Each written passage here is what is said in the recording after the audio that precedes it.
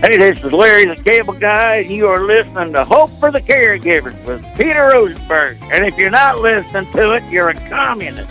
Get her done. Jeff, I want to ask you about this. And here's the setup. Our country right now is just, we're all over the map here. But you're one of these unique individuals because of the nature of your work that you have seen more America than most politicians ever will, including presidents. I mean, that's part of being a stand-up comedian, that you get out and you spend time in, minuscule places around the country. You're interacting with America on a level that very few people really do.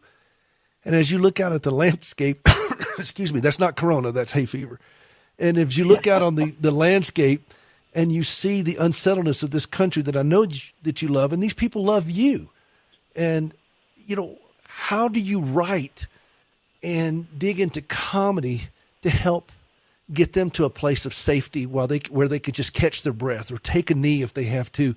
And Barry Manilow said this years ago, and I heard this interview, and he said, "I'm not there to cure cancer. I just want to help make you forget about it for about an hour and a half."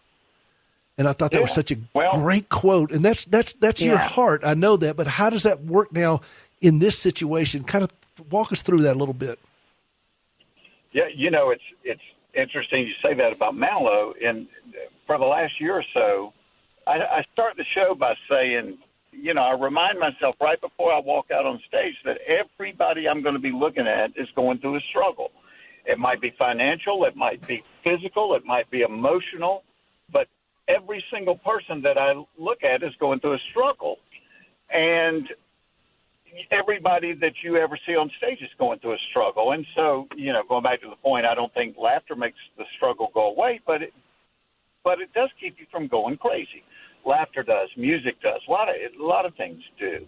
And one of the coolest things about being a comedian, as a kid, I never went anywhere. I mean, vacation for us was going from Georgia to Denmark, South Carolina to stay in my grandmother's trailer for 2 weeks on the farm.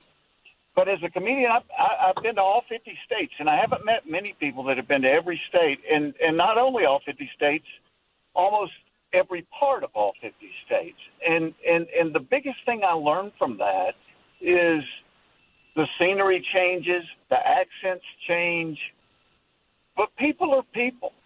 People are the same everywhere you go. The things that people want and desire are the same everywhere you go.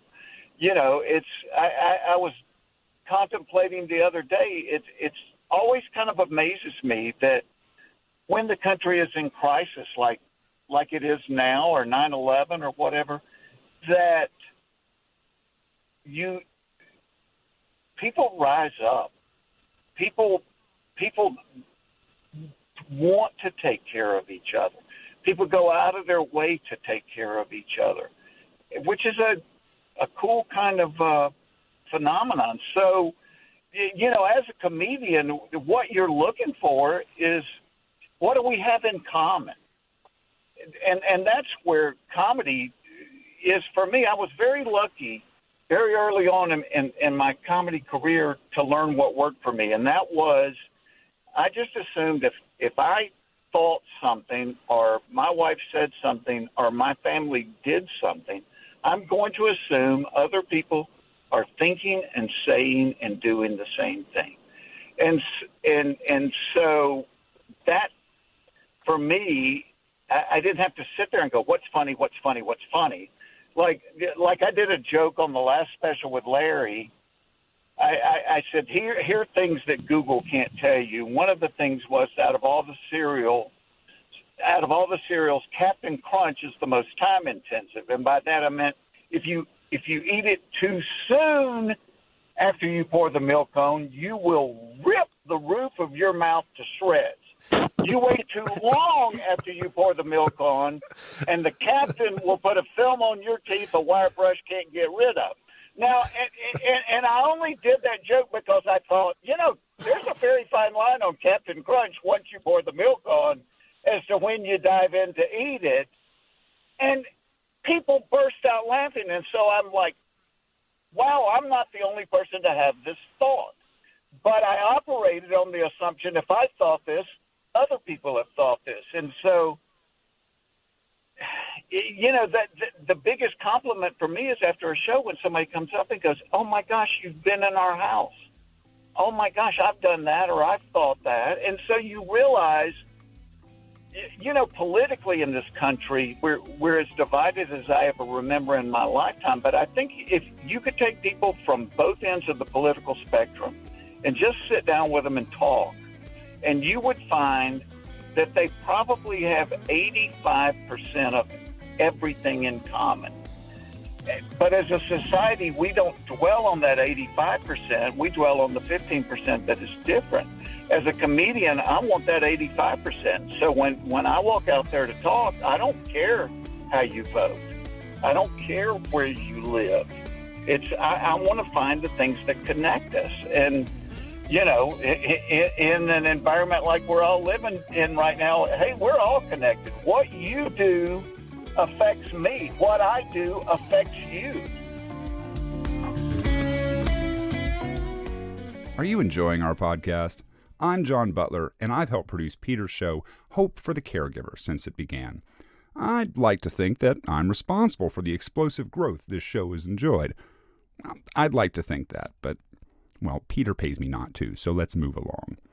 All jokes aside, though, Peter and I do have a great time with the show. We absolutely love it.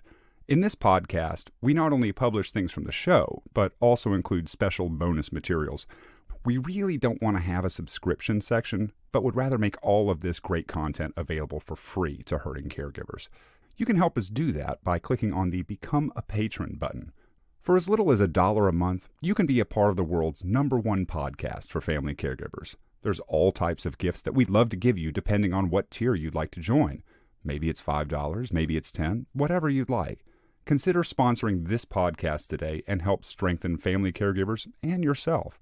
Thanks so much, and remember, healthy caregivers make better caregivers.